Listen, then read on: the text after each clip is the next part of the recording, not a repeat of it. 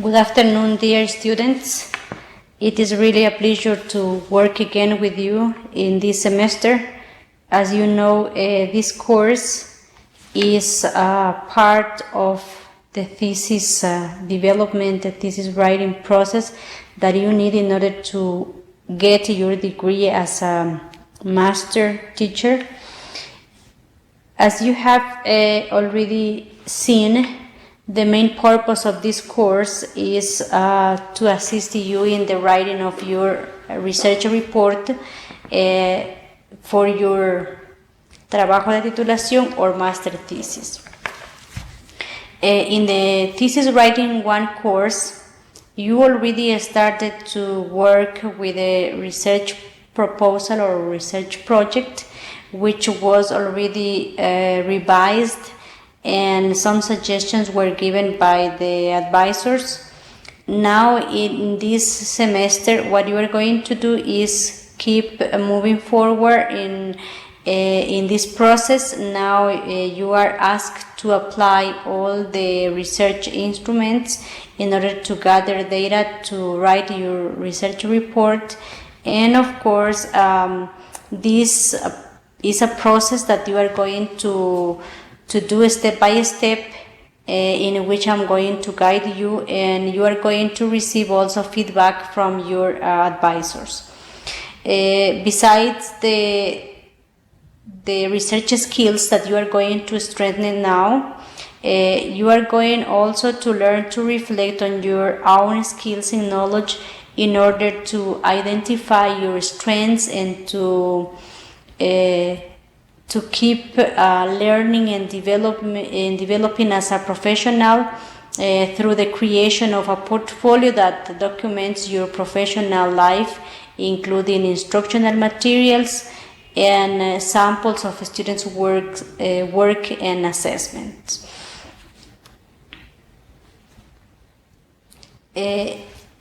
This course will be very good if you keep moving forward, considering some guidelines, some suggestions that are provided for distance students. That is, considering that when you are studying using a guide, a book, reading, it requires a lot of time in order to read, to concentrate, to especially to organize your time and to find the right place that would provide you a good environment, a good learning environment in order to prepare, in order to read and research. It is important that you carefully review the text guide, and in this case, you are going to have as your main material the didactic guide plus a text, which is going to be used in the second part of this course. And you also will have to check all the information that is provided through the platform, through the virtual platform. Every week, you are also asked to participate in the different online activities like forums, like video conferences, and all the activities that are planned in order to guide you through this process. I would also ask you to organize your time and to try to work little by little and step by step, following all the guidelines provided in the guide in terms of the process you have to follow in order to gather data from the places, or depending on the types of topics that you have proposed, and of course trying to look for reliable and valid information in order to write a very good research report. It is true that this is a course kind of different to the other ones that you have had, that you have in this program, because now you are asked to read and research a lot. You are not only asked to read some concepts and that is all. In this case, you need to think, to reflect, to critically analyze every piece of information that you may find in order to see if that is reliable, if that really fits according to the topic that you are researching, and what exactly you need in order to support your research. Other important aspect that is important for you to keep in mind is citation. Remember that when we read, when we look for information, we are going to find relevant information from different sources, and those sources can be books, can be some journals, mainly where you are going to find similar studies that will guide you in terms of how you are going to conduct your field research, how you are going to write a report, and also to analyze and compare what other researchers have already done regarding the topic that you are exploring. So the format that we use at UTPL for citation is AP8 format, 6th edition. Remember that we have some specific aspects to consider if we are citing in text or if we are organizing the list of references. So it is important to read some examples to verify the type of source that we are using, and according to that we need to cite and to include all the information in the list of references. We are going to evaluate, we're going to assess all the activities, the online activities, and also the products that you are asked to present in this course, considering these parameters and these guidelines. It is important that you participate in the online activities, which include a forum, a score out of 3 points. We're going to have 2 chat sessions, which are also scored out of 2 points. We have some video collaborations. We are going to have in the whole course 4, and of course those are the compulsory video collaborations that you really need to participate. But as this is a course which requires a lot of guidance, there are some doubts, some information that sometimes you need to consider, and that is why some other video collaborations or any other kind of resource that we may need will be implemented. But as compulsory activities, you have to consider the ones that you have also in your guide. And as you have been also experienced, we also have a wiki in which we work in group, we share information, we critically analyze, in this case, some information regarding studies related to any topic that we may propose for you, in order to see how we can analyze critically the studies and try to draw some conclusions compared with our real situations. That is very useful, because we are not only going to concentrate on the information, but also on the structure of those articles or those studies, which of course will help us to write our report. Remember that this is a course in which we are not going to have presential evaluations. we are going to have only distance evaluations, which will consider every part that is proposed in the plan for this course, and in which you are going to complete little by little some steps, like, for example, collect data, tabulate information, then you need to organize the results, you need to read again and try to work and organize with the research report as a whole, including the literature review that you have already prepared in the thesis writing 1 course. Everything will be great out of 70 points, and then we have the online interaction forum, chats and video collaborations, and wiki out of 30 points. Concerning the on-site evaluation, remember, this course does not include this kind of evaluation.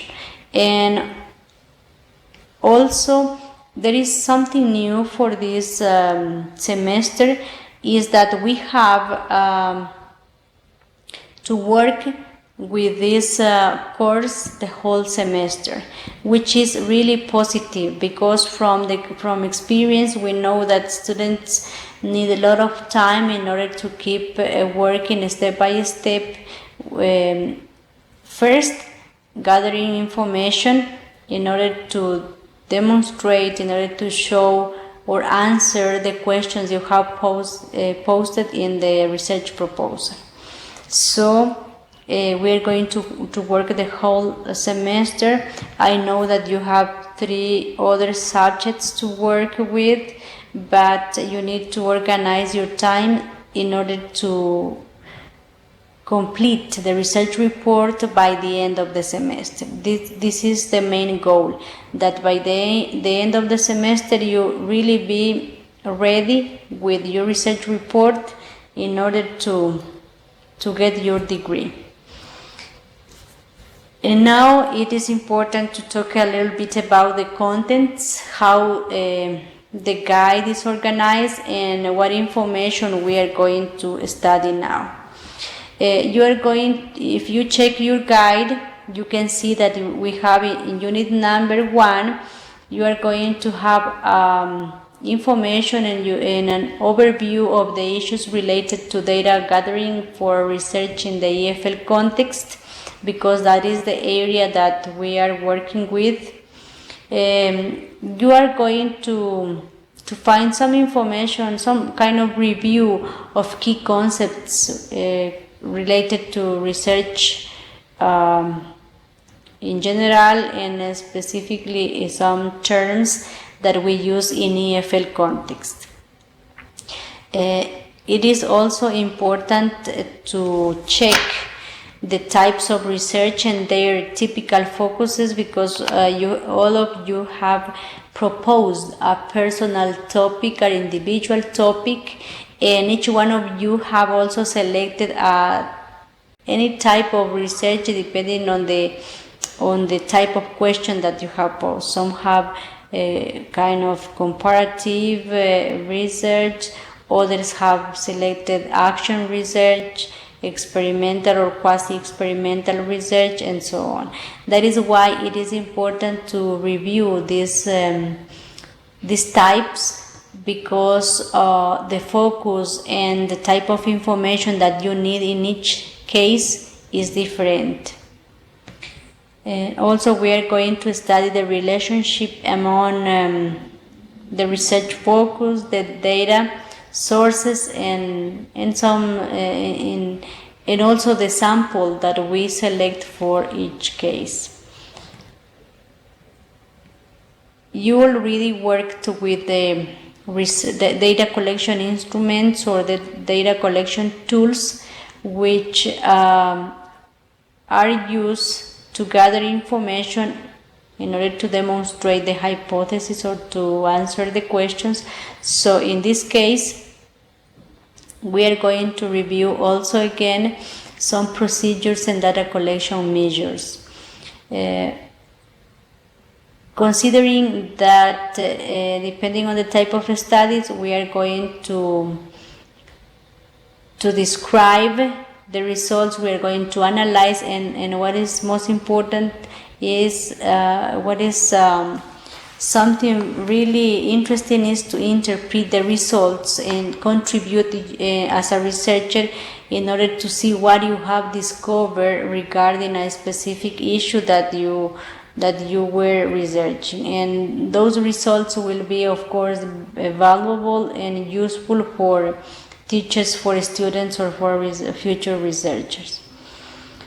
We are going to review in a very brief way qualitative and quantitative approaches, because we are going to organize the results or determine and differentiate those results regarding if the data that we are collecting deals with qualitative or quantitative. And of course, considering that some projects and some proposals were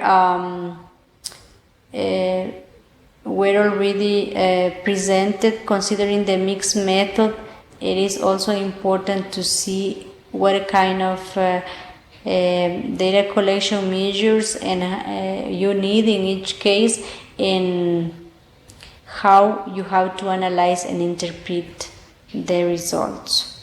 In the unit number 2, you are going to have information and guidelines regarding conclusions and how to report research. Specifically some formal aspects which are proposed by the university, and the structure and organization that we have to follow, that is also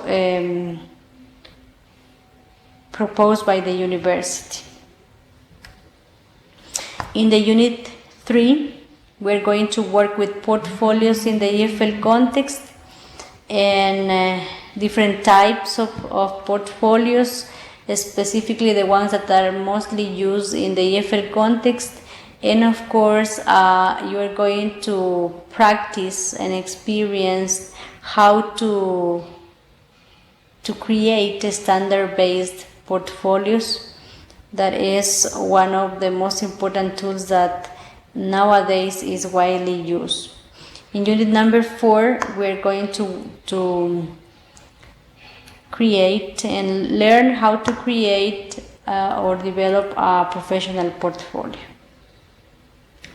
So those are the contents. So we have 4 units which will be covered in this course. It is important now to concentrate more on each one of these topics. In the case of unit number 1, let's review a little bit how to conduct research in the EFL context. Remember that we started firstly by identifying an issue and a problem that we wanted to research or to explore. Once we have an idea or an interesting issue to research, it is important first to look for information, to review literature about any topic, and first of all, in order to understand the problem, in order to see how that problem or that issue was already explored in different contexts, what researchers have discovered regarding that issue. Once you have done that, the next step was to design a proposal or a project.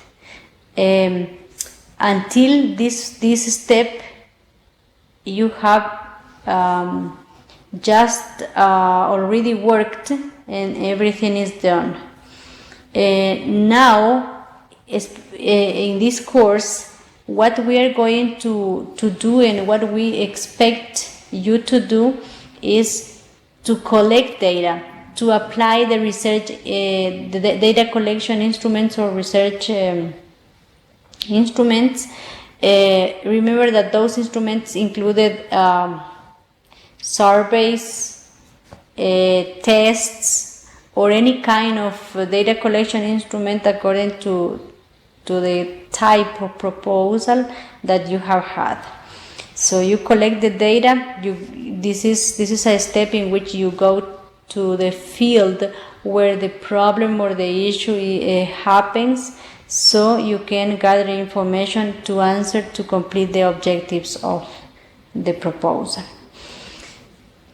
After you have collected this information, you have to tabulate, you have to organize into charts, into graphs, or any organization that you consider would be the most relevant, the most useful. And after that, you need to analyze and interpret the data. This is the most important step and the most important information or section in your research report, because here it is what you have, you share the information, what you have discovered, and you explain in depth the problem that you are researching. So it is not only just to describe or to repeat percentages or numbers that you have presented in tables or in graphs, but it is to show, to understand, to critically analyze and see what those percentages or those results actually mean or show. Once you have analyzed and interpreted the data, what you have to do is sit down and start to write your research report.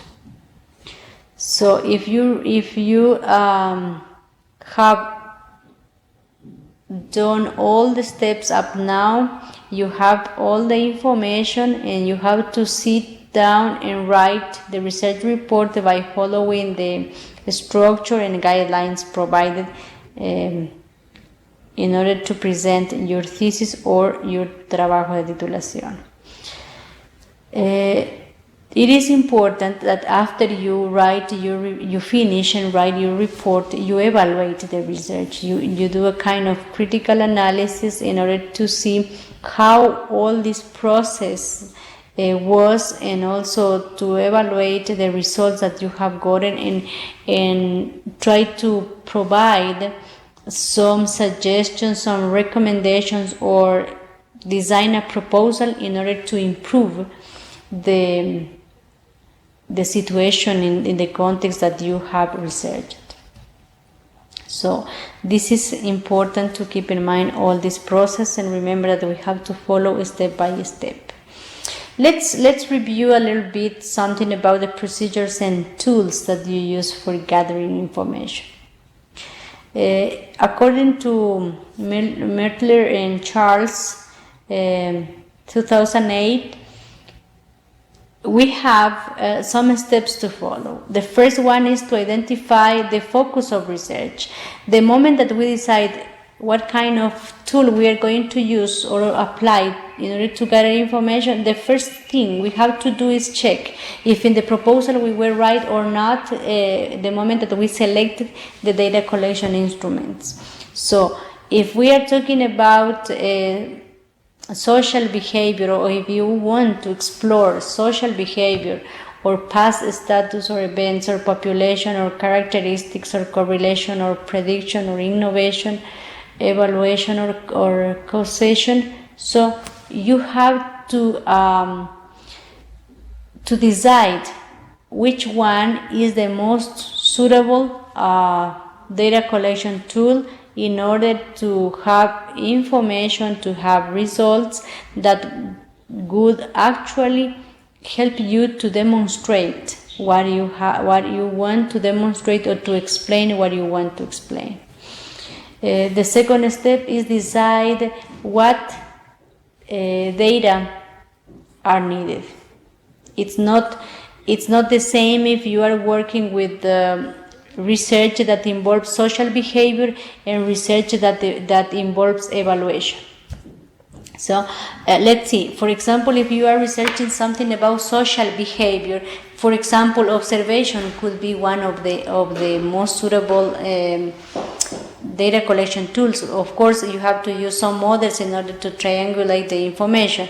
But if you are investigating about let's say the students' achievement results, in that case observation would not be so suitable for that context. It's better if you apply tests, if you use other data collection instruments that actually provides you the information you need. The next step is to select appropriate data sources. That is a very important, that the sources be properly selected, the type of groups you need, the type of participants, the procedures, the settings that you select, and the objectives, and also depending on what exactly you need. So if you are working with historical research, so the source of information would be just documents. But if you are looking for information about let's say how students learn, in that case you can use, of course, sources that provide you a background about theories and something like that about how students learn. But really you need to go to the place where students are learning English in order to observe, in order to ask them, in order to apply a survey or a questionnaire regarding the way how they learn, if the method is right or not, the perceptions they have, if teachers also how teachers can contribute with information about that. So it is important to select the participants and of course the setting and the sources that you really need in order to have good results. After that, you need to decide if it is necessary, what type of sample is needed. Sometimes if you are researching, for example, about high schools, it is impossible for you to observe or to apply a survey to the whole number of students in all the schools. So you need to work with a sample, and that is a process that you need to follow, and you can do it by applying any kind of technique. It could be randomly selected. You also could have the opportunity to apply any technique depending on your needs. That is the most important thing. Then you need to select appropriate procedures for data collection, like if you need to write or make notes, if you need to describe, if you need to analyze, if you need to apply tests, if you need to measure, if you need to question people, like applying a survey or so on. Then you need to select tools appropriate for collecting the needed data or the data that you need. In this case, you select 1, 2, or 3 at least.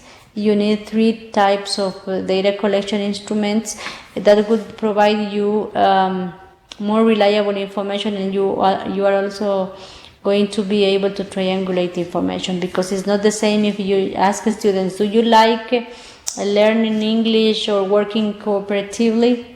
And the students say yes. But if you go to the classrooms and observe and you find if that's not really true, you can contrast the information. And if at the same time you try to apply a test or something like that depending on the topic, of course, that would provide you really information that would be valid and that you can triangulate the moment that you analyze the results. And of course, finally, what you have to do is foresee the format in which the data will be organized. If you are going to use tables, bars, if you are going to need pictures to complete the information, it will depend on the type of study you have. So here again, it's important to keep in mind and be very clearly if I have a project, I have to sit down and read again the project or the proposal that you have already designed and see what type of research am I doing. So is that experimental, is that non-experimental, historical, survey, correlational, casual comparative, action research, or evaluation research? Because the sample that you select will depend on that. Yeah, and also the focus of the data collection tools will be based on that. So as you can see, it's not the same if you are talking about experimental research and action research. In the case of experimental research, for example, you are looking for information related like to what is the role of social context in learning center communicative language learning using synchronous comparative mediated communication in an experimental study. So as you can see here, you are working with the influence of the social context in order for students to learn using, communication in both synchronous or computer-mediated communication in a experimental study. But that means that you are going to apply, that you are going to see and observe what actually happens in every step, and you are going to take notes about what you are researching. And of course, in this case, the focus is what you intend to research is find the relationships that show cause and effect. In this case, the social context, and the language learning. So we are establishing that relation. And if it is action research, of course, you might notice that only a few students take part of a group work activities. That would be the situation. Thus, the research question may be like, do students know how to give and support their ideas, disagree with others, ask questions, and so on. Yeah. So in this case, the focus and the type of instruments, the procedure will be similar, but the type of instruments that you are going to use really will be different. It's not the same gathering information about perceptions like gathering information about how much students have learned regarding something, an achievement.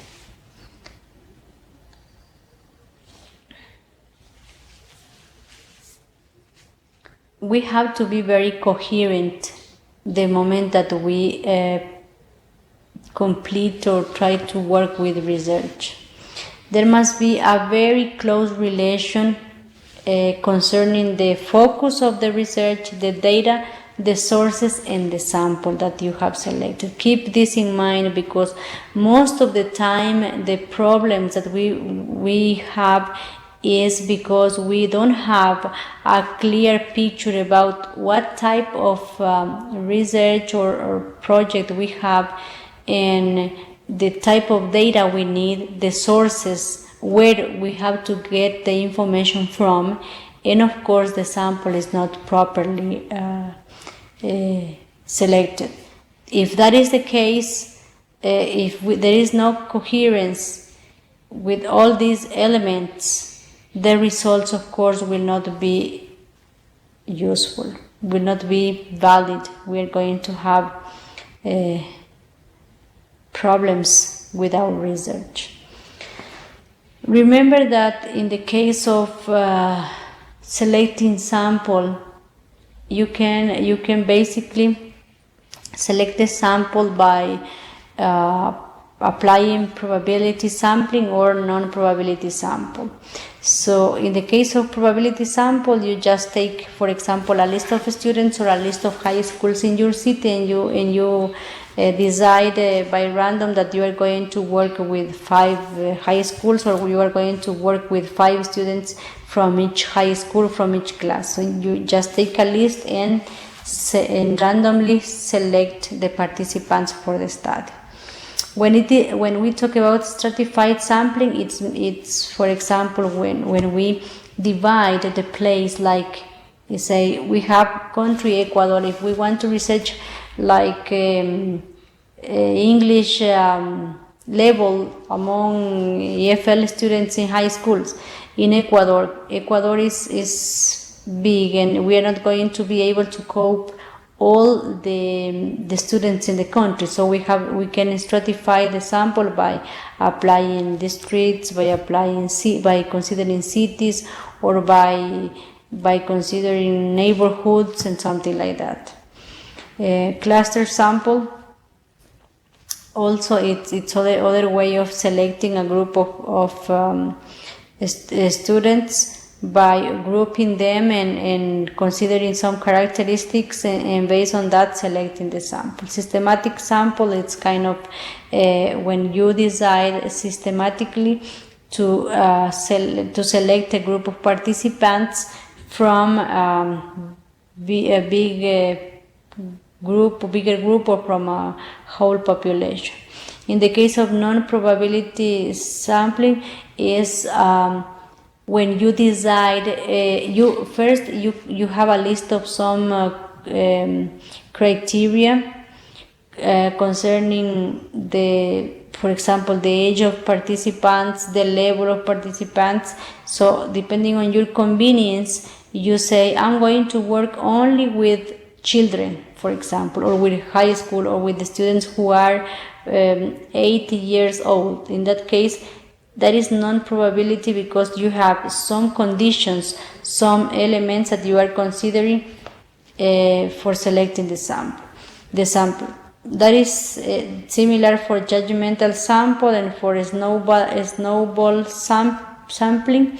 It's in the case when you, for example, if you want to contact people or students who are studying English and who have lived abroad in an English-speaking country, you select the one student and you ask them to look for other students who have the same characteristics, and probably they can tell you 2 or 3 or more people that they know with the same characteristics. So in this case, in the second group of non-probability sampling is when we have a list of conditions that we consider, and on purpose we find people with those characteristics, because that is useful for our project. And this is right, this is correct, because it depends on what exactly you need to research. Just to keep in mind, we have already mentioned that when we're talking about data collection methods, we have questionnaires, we have tests, we have observation, analysis of existing data. Those are the most common, of course.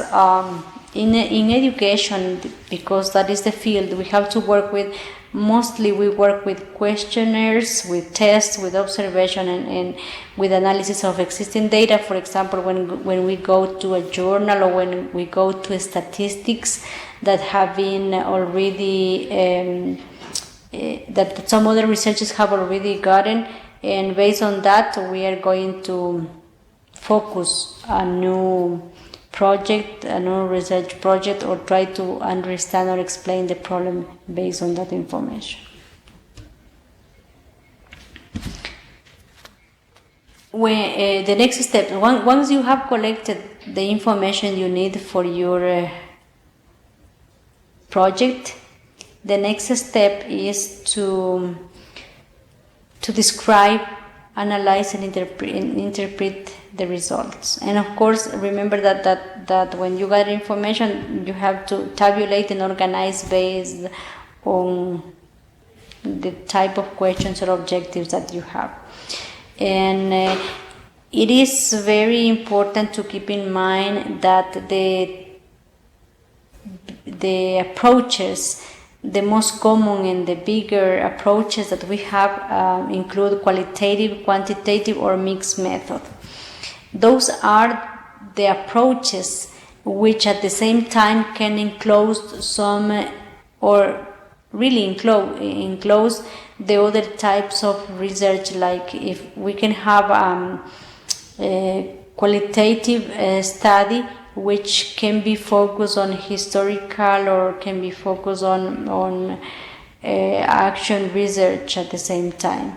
But the bigger approaches that we have to keep in mind include qualitative, quantitative, and mixed. What is the difference? We are talking about that in the case of qualitative, deals with information that is more that deals with characteristics, with qualities, but quantitative has to do with numbers, with the statistics that actually show, for example, the impact or the influence of any factor on the learning of English.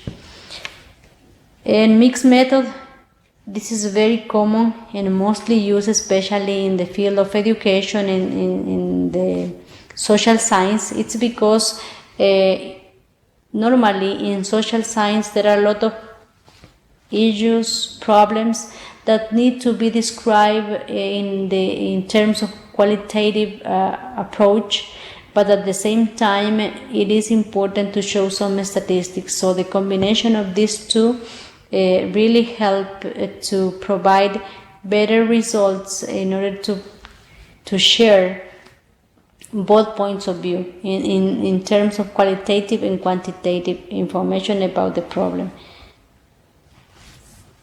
Okay, those aspects will be studied in the unit number 1. Let's move now to the unit number 2, where this step is very important because you have to consider here the formal aspects, the way how you are going to organize your research proposal, and especially the way how you have to structure it. So the research report, according to the UTPL framework and structure that has been provided, it will include a group of preliminary pages and of course the major sections of the research report. When we are talking about the primary pages, we have to include a title page, we have to include a page which contains the approval from your advisor, that is, and we have to keep that page in Spanish, and the next one has to deal with authorship, and also that is a piece of paper that you have in Spanish and that is already given, or the information has been given and you have that in your guide. Then you have dedication, and you have acknowledgement, contents, and you have the list of tables or graphs. There are some research reports in which students have only tables, so you just have the list of tables. There are other cases that have tables and graphs, so you need to separate a piece of paper with the list of tables and a list of graphs on other piece of paper. Those are the preliminary pages. Now let's see the major components of the research report. So as any study, those are the standardized parts, which include first, abstract, which is in English in our case, and then the translation into Spanish. Then we have introduction. We have the body of the research report, which includes some different chapters. The major ones that we have here includes chapter 1, literature review. Remember that this literature review was you already prepared in the previous course, but there were a lot of corrections you were asked by your advisor, and you had to improve it first, and then you have to include as part of the research report. The next method, the next chapter includes method, Here it's a detailed description of the participants first, the place where the research took place, a detailed description of the procedure step by step, including the instruments you have used, the purpose, how you use them, and what were they used for, a brief description of them, and of course the method section includes also the way how you analyze the information. Chapter 3 presents the results, in which also you add the analysis and interpretation, the description, analysis, and interpretation of those results. Here it's important to emphasize that this section includes the graphs, the tables organized in a very chronological and ordered way. Each one of them needs to have title and author and source if needed. You have to be careful that these results and these tables or graphs be really clear, and the moment that you describe and interpret the information, it is important not only to mention the percentages or to describe what people can see, but also to interpret, to see further, to see what those percentages mean, and most important, try to triangulate the information with the let's say, if you are using observation, if you are using a test, if you are using survey and something like that, try to contrast the information, and also try to contrast that information or to support the information with the information from the literature review. What researchers said regarding that problem, other results, other researchers and results that support yours. Then we have other section that deals with the conclusions, in which you have to say what you have discovered. Remember that the conclusions must keep a very close relation with the topic, with the objective, with the results, and then the conclusions. The conclusions is not something that you invent or just copy from other studies. It's the result from the analysis that you have done, and it must be really coherent and closely related to the question, to the objectives or the hypothesis that you posted in the research proposal. Be careful with that. If you are looking for the influence of social context when learning a language, so the conclusion must also evidence if in the group of or in the place where the research took place, students were or not influenced by the context when learning the language or when learning English. The recommendations also are closely related to the topic, to the objectives, to everything, and especially to the conclusions. If you discover that, let's say that students do not receive feedback, so the recommendation must be concerning, feedback. I don't know if it is from students, from peers, or from the teacher, or the type of feedback that it could be depending on the situation. But it has to be closely related as a recommendation to solve or to help to improve the problem that we are demonstrating, we are showing. Then we have the list of references. It's very important to keep in mind that the list of references must be updated. All of the list of references must be updated, no older than 3 years, because if we are talking about technology and we are using sources or references that would have been done 10 years ago, we can see that the difference is really big. So be careful with that. Remember that to use AP8 format for this case. Now we have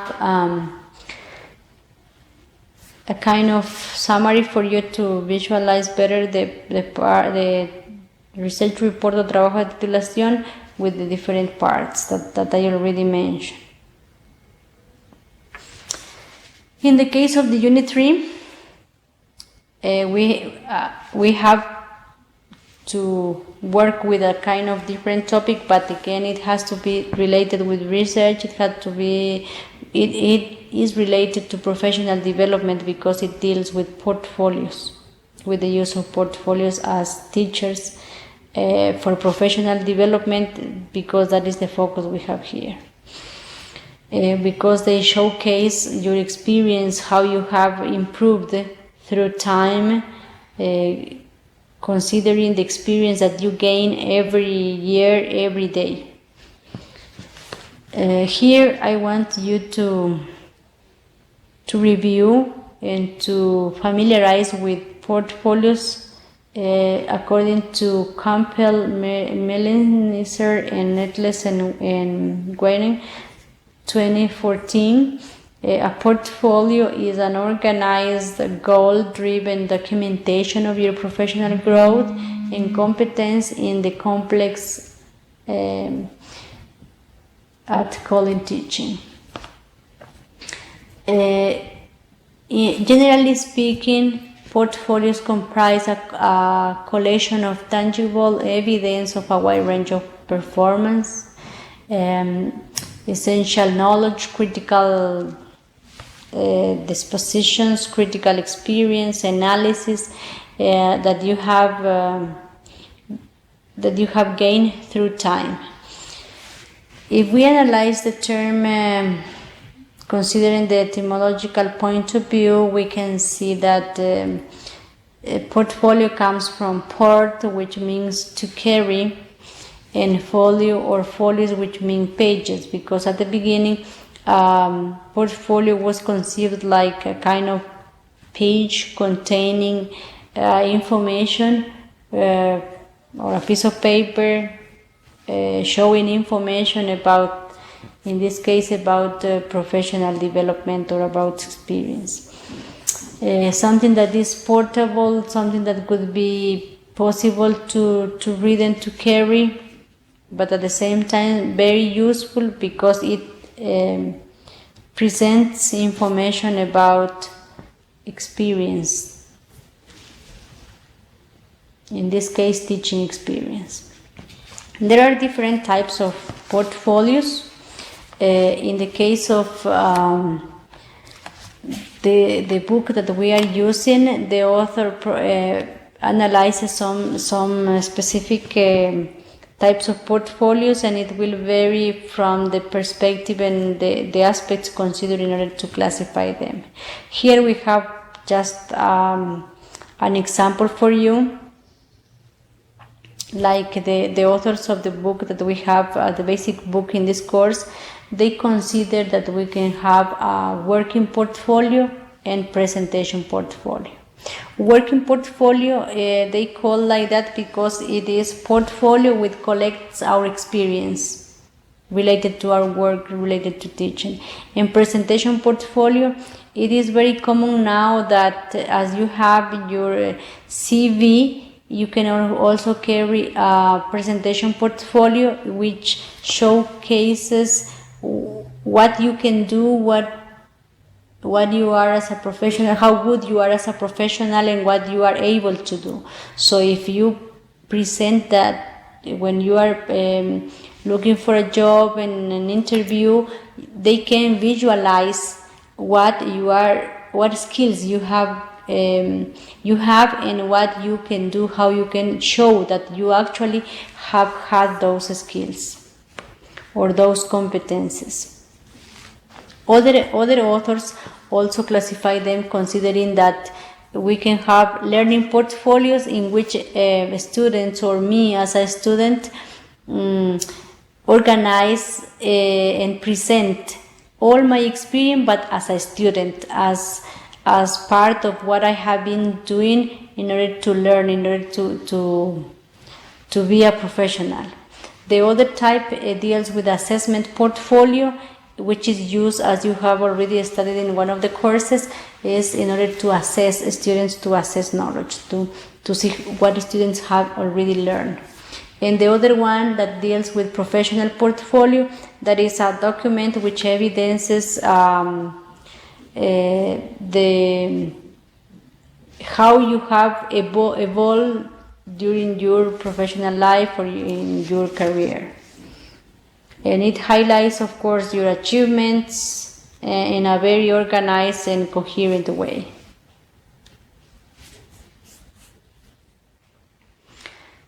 Here we are going to learn to create a portfolio. Remember that the focus is professional portfolio. We are going to base basically on that. Of course, there are some sections that will be applied for the other cases, but as our purpose and interest is basically on professional portfolios, here you have some guidelines. It is probably you haven't had the opportunity to create portfolios, but don't worry, it's very easy. What you have to do is just start to collect documents, the ones that you feel good, demonstrate what you have done or your professional development, select the artifacts that evidence or that would be more relevant in your portfolio, and plan how to store them, how to organize them in a digital way, in an alphabetical way. I don't know, depending on your creativity, you can organize portfolio. You are going to. It is important to consider that if we are talking about professional portfolios, it's better to base or to review the standards, because we have some standards that guide or that are considered as the guidelines for us as professionals. In the case of English teachers, we have some standards that we need to achieve, and based on that, we need to show some evidence that we really are good at all of those standards, and that we can demonstrate our competences, our knowledge, and what we are able to do. So you have to choose a set of standards. They can be any type of standards, of course, related to the area and to the type of portfolio that you are going to create. You have to document the standards, and in this case, create a filing system with several sections to organize your portfolio. Document your professional growth per standard, considering each one of which standard actually helps you to analyze, to demonstrate the evidence that you have, or support the evidence that you have. Become like a pack rat, that is to start to collect documents which evidence your development, then organize a file box, a cabinet, electronic storage, using electronic storage devices, or if it is physical, if it is in a digital version, you can work with any of these kind of ways of creating a portfolio. You have to. It is important that the moment you are creating your portfolio, you start not just working on what you are good at, but also to analyze and see what you are weak at. That way you are going to find and create more activities, or look for some other activities, or what you can do in order to strengthen those skills or those competences or the knowledge that you think you are lacking. It's kind of a reflection what we have done in order to continue moving forward based on that, or what we don't have, we don't know, in order to try to cope all those weaknesses and look for the way how to keep growing and moving forward.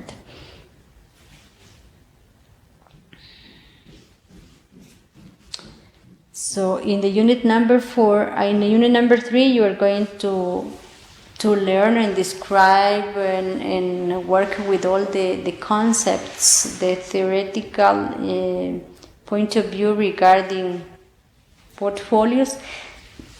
Now it's time to work with unit number 4, and in which you are going to learn to develop the professional portfolio. You are going to organize the portfolio considering the teaching standards, because that is what we have selected now, and we have in Ecuador some pre-service teacher standards. We have some standard, international standards for teachers, also some national standards for teachers, and we have to select the ones that we consider most suitable, and depending on what exactly we would like. So artifacts, we call artifacts to the evidence that we have for each one of our activities that we have developed. We have, in the case of portfolio, we have to storage everything. We can start working with PowerPoints, with projects, with everything, and each one of those types of material or evidence is called artifact.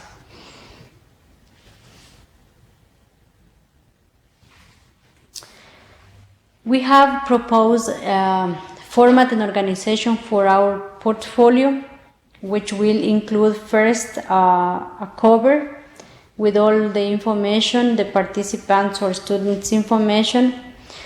It is important, this section, to work with an autobiographical sketch in which you emphasize who you are as a teacher, talk a little bit about your experience, your dreams, your expectations, your future plans.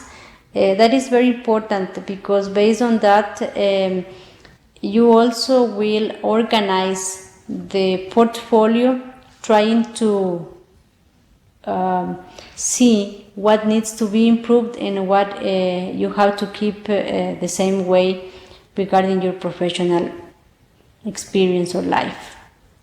Then you are going to include the list of contents in which you list the type of artifacts that you are going to include, the type of activities or evidence. Then you have to evidence or organize the group of artifacts, the different types of sources, the different types of products that you have developed, which show what you have done and how you have improved professionally. And of course, future professional growth plans. It's important because portfolio does not only shows what you have done, but also what you will be doing in the future as professionals. How you are going to organize each one of the artifacts. You are going to have different artifacts depending on the ones that you selected and the ones that you like to show.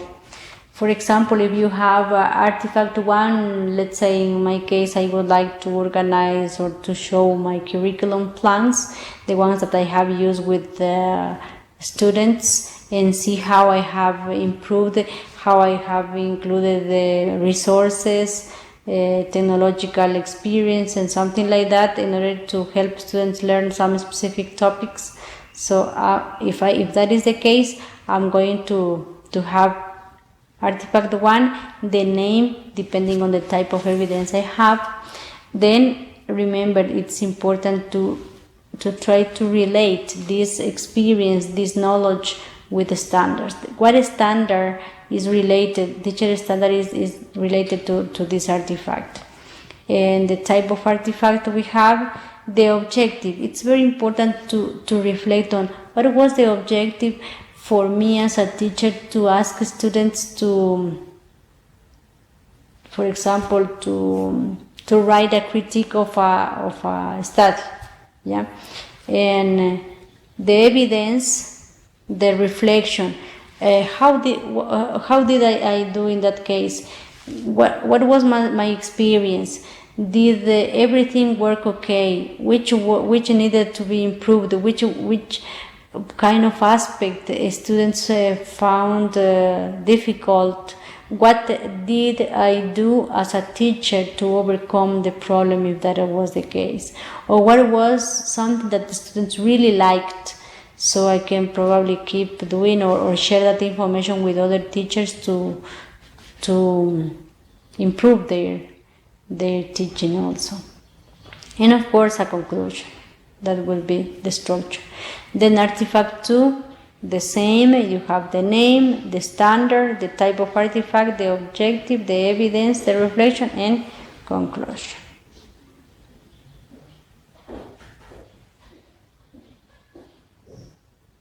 So,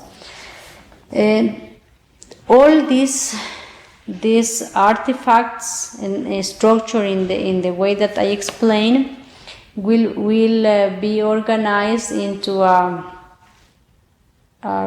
portfolio that would be physical or digital portfolio, which actually showcase your professional development or your growth as professionals.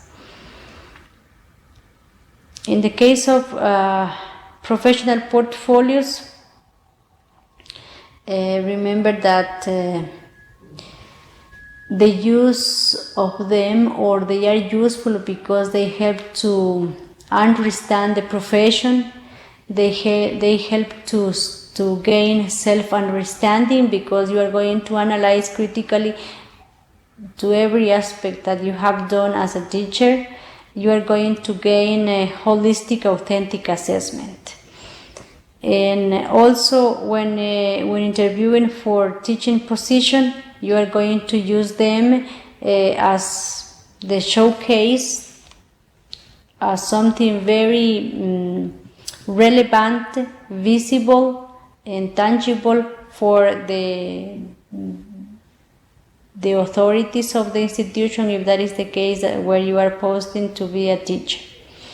And during in-service teaching, of course, you can use the portfolio. You can see they are going to provide you guidelines, feedback, and assist you through the teaching career. So it's very important, those professional portfolios. If some of you probably have already started to work with portfolios, some others no, but this is a very good experience, very useful, and you will have the opportunity to sit down and reflect yourselves on your own experience, on your own teaching, in order to see how you can improve and what you have, and also to feel very proud about what you have done and how far you have come. If you compare the first days where you started to work as a teacher and up now, how much you have learned and how good you have be as a teacher. Those are the contents that we have for our course. As I mentioned at the beginning, I would really invite you again to actively participate in this course. There are some important activities to develop. Research is interesting but time consuming. You really need discipline. You really need to read critically, look for information, but the product that you get at the end is really very, very useful, not just in terms of the physical product that you are going to have, but the experience and the knowledge that you gain by researching is really something that deserves to be done.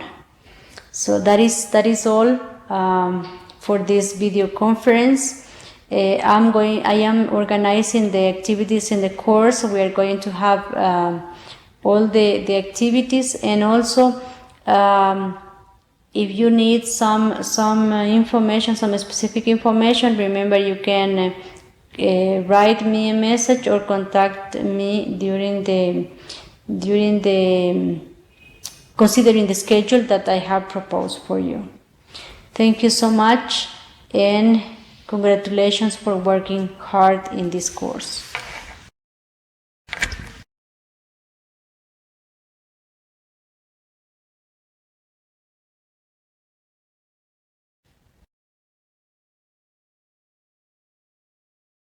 Is connected, and if you have some questions, I will be so glad to help you. If you were not able to communicate now, you can write those questions to my mail and I will help you. Thank you so much for your attention.